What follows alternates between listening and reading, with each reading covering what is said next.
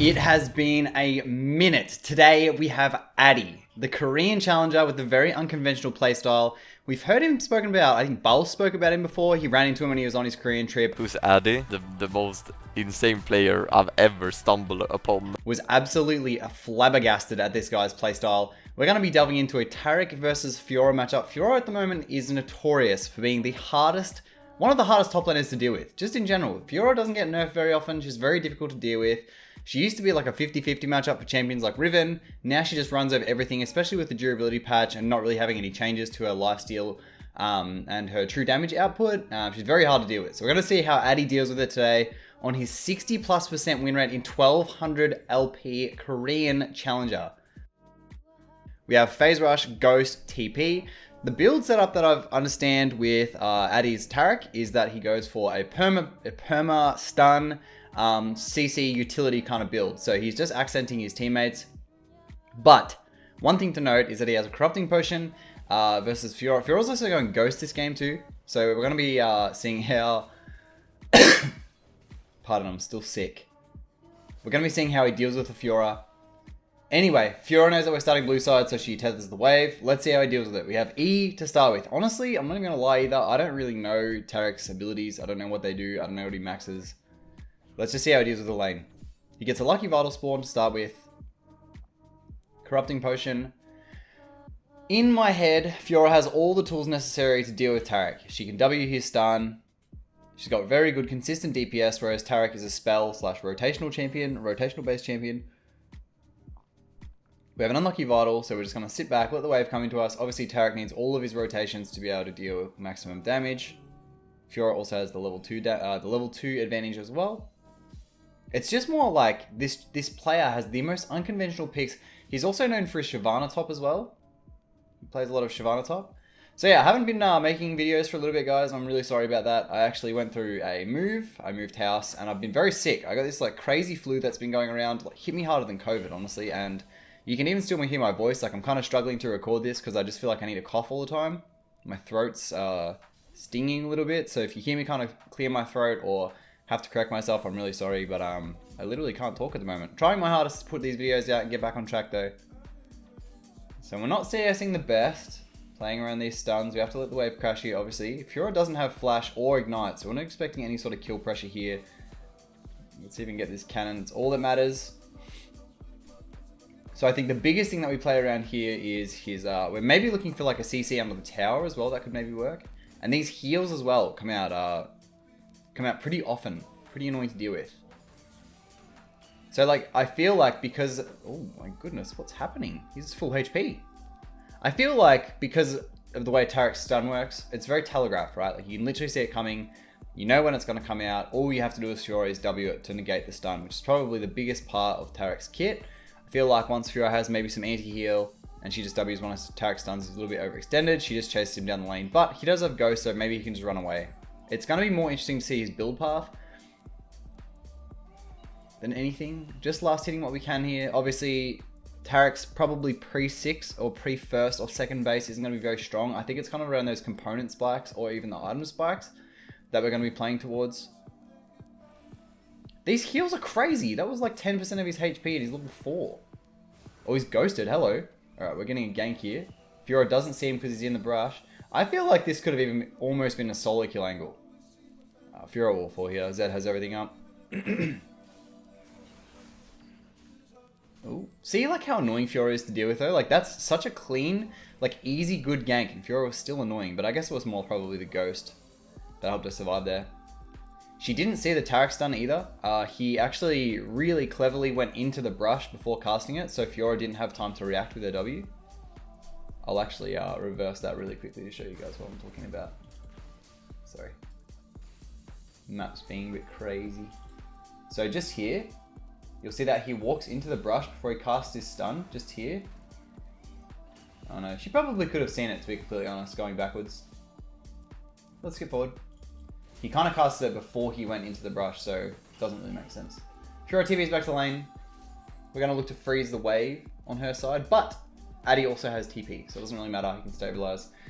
Fiora goes for the cull. I think she's accepted that this champion's kind of just going to be a farm lane. I don't know like really what's going to happen. Let's see what Addy goes first. First buy though.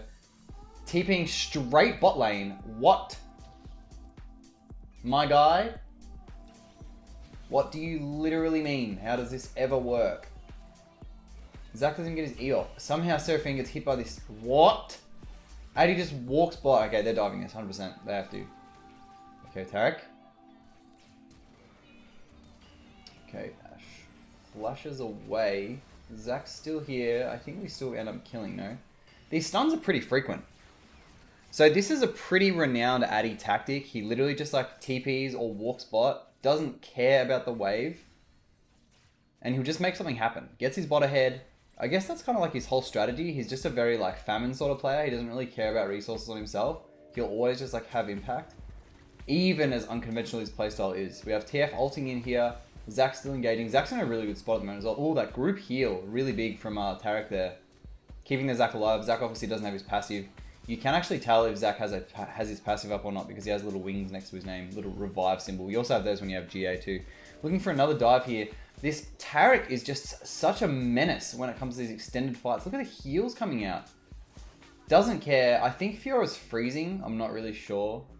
Okay, Taric's just going to cast the 6 here. We do get the invulnerable ulti out. We're going to hide it out a little bit. Might be a little bit too greedy here. Fiora does keep pushing. And Seraphine TP's bot. This, like, Addy. How did this work? This is Korean Challenger. We have a Taric top lane just walking bot, running the map. What?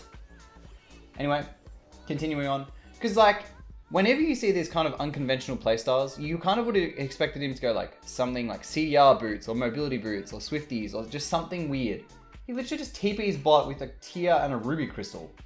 Like, nothing crazy. It's just... how does this work, man? 1-0 on 4, almost 100% kill participation. Extremely rare to see as a top laner in Season 12. Obviously with the teleport nerfs, can only TP to the tower. Misses the cannon. Fiora double his CS, looking to finish that cull. It will be interesting to see, with as strong as we see this solo Taric, if he can deal with Fiora once she has her Gore Drinker and her Death Dance and her Hydra. Feel like nothing out heals a Fiora with Gore Drinker Hydra, right? Am I wrong? Am I right? W's the Taric there. That's the stun that I was talking about there. Yeah, sort of suffering a little bit, but these heals though, healing him up a bit. Fiora doesn't have a W either. The thing that he needs to be worried about at the moment is Fiora does have a Ghost. He's entering into a long lane wave state. Could definitely just chase him down the lane here. Yeah, the heals are pretty strong. Fiora might want to invest in some anti-heal pretty early. Yeah, those heals are coming out long and fast. Nice little W dodge there. So frequent. His E has a 12-second cooldown. Fiora ulting, ghosting. Oh, that movement speed with that ult is pretty crazy. Addy does match with his though. So the phase rush, I feel like rune choice is literally just because eventually when he has the perma stun set up, he just wants to be like zooming around, stunning everything. We're not going to really care about the fact that Fiora is going to take some plates. We're going to base. We're going to pick up the cloth armor and Balmy Cinder. So is that components for Frostfire, I think? The rest of the map does look like it's in a good wave state though. A good map state, sorry. But something that I want to highlight here is, so the rest of the map looks like it's winning, right? It's 9-3. Game's looking pretty doomed for the enemy team. Pretty rough. But something that I want to highlight here is maybe this impact doesn't happen if Taric doesn't just TP bot and just take all their summoners, burn everything. Look at these stuns still coming out. Woof. So we're up to an 8-second cooldown here. Does max his stun as well, interestingly enough. Has water walking. It's like, so what I said before is like, if he didn't TP there, didn't dive, didn't do all this, didn't burn all the summoners, maybe they wouldn't be being run over so hard right now. So this is like, maybe in like retrospect, you could think about this as like something to do with a, how would I say, like just a top lane impact kind of thing. It's really hard to do these days in Season 12, because as I just said with the TP nerfs. But obviously this works, man. This guy's 1200 LP Korean Challenger. And as unconventional as his playstyle is, definitely works. Fiora doesn't have the Ghost here. She might get spotted with this pink ward, but Zed's going to take it over the back. She doesn't have flash. Maybe she just walks this way. I feel like they'll still catch her there. TF's ult's kind of scared her off there. Let's see if we can catch up to her. She's going to have to use her W eventually. Nice little sidestep by Addy there. Does have the ult available. Fiora will definitely just fall here. She's literally just running the enemy base. Jinx meets her, doesn't have W up, she'll fall. Very nice. 10-3. 1-0 and 5 on the side of Addy. So I think like the key takeaway here is probably just using his TP and playing in a very unselfish manner. So he doesn't really mind going double the CS down to Fiora. Doesn't really mind giving up some plates. Just wants to go bot lane and get his rest of his team ahead. Because I think Taric's kind of like one of those utility champions. No matter how far behind you are, he's still going to have those ultimates that give you an amount of invulnerability. Like these consistent heals as well. Like even Zed just then getting like a 10% heal for Taric. As he stun up in 4 seconds, Ashe has all of her summoners available. Surely won't fall to the Taric. Cleanses the first one. 9 seconds on his next stun. Heals it up. TF matching the Fiora top lane. 12-4. Not the best map state for the enemy, but let's just see what this what Addy can get done here. 2-0 and 6. Not taking any damage from the Ashe. As he BMs there, I love that. Does have the Ghost available. Let's see if he does something crazy like a dive here. I feel like he won't, but like these heals. Ashe is literally healing this guy. She's doing Halo Blades. If she had Lethal Tempo, she might be able to chase him down a little bit, but she does not. We're going for the reset here. Tier really helping with Taric's early mana problems that we had. Corki does pick up the kill on the Jinx, TPing straight mid to another fight. These Koreans, man, and they're like just crazy skirmishes. We have a 6-second stun now as well. I think we're looking to put those out. Zed gets the execute on the Talia. Lovely. So like in terms of use utility, 2-0 and 8 out of 15 kills. So we have, that's a 66% kill participation at 13 minutes. 79 CS, again, not really caring about the side lanes.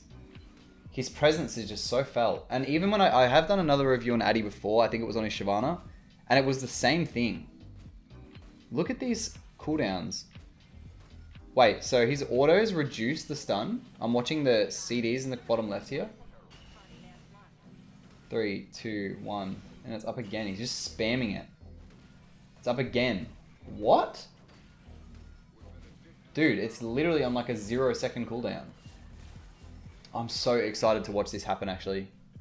Like, I want to see him in like a big fight. He's got his Ghost coming up. We're going to base, obviously, because we're out of mana. We do have the Frostfire Gauntlet Kindle Gem here with Tia still. Still stacking up. Don't know why we're going back bot here. Let's see if he can deal with... I want to see some Taric magic. I want to see this perma stun stuff going off here. Another one. Oh. 2 seconds. Doesn't have the Ghost. Will this stun reach? Oh, it will. 2, 1. He won't. She won't win this, even with the heals. Dude, this is a Gordrinker Fiora. What is happening? What am I literally watching? Look at the heals. This is not fair. What? Like, yeah, Fiora's not as fed, but he's literally just perma stunning her. She's only got 1 W, man. 18-6, 3-0 and 8. I actually can't believe... Like, by the time the stun wears off, it comes back out again. Bro. This guy's got the tech. I don't want to play against any Taric tops. No one get any ideas. Casting the ult here as we head mid. Just coming for another skirmish. Why not? Got a million wards around on the map. Ooh, big heal on the Zed there. Zac will Zonya's. Surely he'll fall here. Oh, there's flash. Okay, never mind. Oh. Okay, Talia falls. Zed is extremely strong. Oh, goodness. Korean Zed. Heal from the Taric. Oh, big. Pure W's there. Doesn't have Ghost, just running around with the ult movement speed. Oh, Taric ghosting. Ghosting. Wait, we're not going for the Ashe here, interestingly. I think he wants to ego on this Fiora. The Frostfire as well slows. Just so difficult to deal with. So if he misses the stun, it's not as potent. He does have the stun back up now. Fiora does have the W. Just taunting at each other. TF ult. Nothing really happening. We're going to attend top wave here. 22-8. 3, 0, and 11. It's just not the score you'd expect to see out of a top Taric in Korean Challenger. I just don't understand. How does he even think of these picks? Where do they come from? Zac just jumping across. This is support Zac, by the way. stuns just still coming out. Another one. This can't be fair. Will he fall here? He does. Gives across 600 gold shutdown. Ashe attending the top wave. Finally falls. I honestly just wouldn't have been surprised if some crazy Taric magic happened and he just didn't die. Another skirmish happening. We're only caring about the Taric gameplay here. Spirit Visage for those extra heals. Merc Treads as well. CDR Brutes would have been interesting, but I also think he could honestly go pretty much any Brute option would work on this Taric setup, because Mercs will obviously help cut the Fura stun. Heals back up to full. Is shielded. Dodges the W. Ults. TF comes in. Gonna heal up his teammates. Fura still being a pest, as I said before. Fura is just an absolute menace of a champion. This Ashe is just dealing free DPS though. Taric will heal here. Just the amount of utility he provides in these fights is crazy. He just never dies. Look at these shields everywhere. Permanently. Spirit Visage obviously for the extra CDR, extra healing. There's just no stopping this man. CS isn't even bad anymore either. He was sacking waves earlier, but now it's like 137. It's caught definitely up to Fura. Fura was double his CS. What are we going to go into next? We have a Warden's Mail, so I'd assume we're going into like a Frozen Heart or something. Not really like a crazy good example, because it's not a game where he kind of like carried with Taric, but you could also argue that TP bot where he just dove at like level 4. You could argue that that is something that probably ended up transpiring to carrying games. We have the Flash Burn from the Ashe. And the Talia ulting here. Again, that's... Oh my lord, look at the movement speed. Just the amount of utility he's giving his carries here. Ashe is just going to fall. These just perma stuns. There's nothing you can do. He's ghosted, he's phase rushing, he's stunning everyone, gives the Jinx the Quadra. As long as someone's alive to damage you, oh, I thought it was going to be... I was like, this is Pentangle? Fura's still annoying to deal with though. Skip ahead.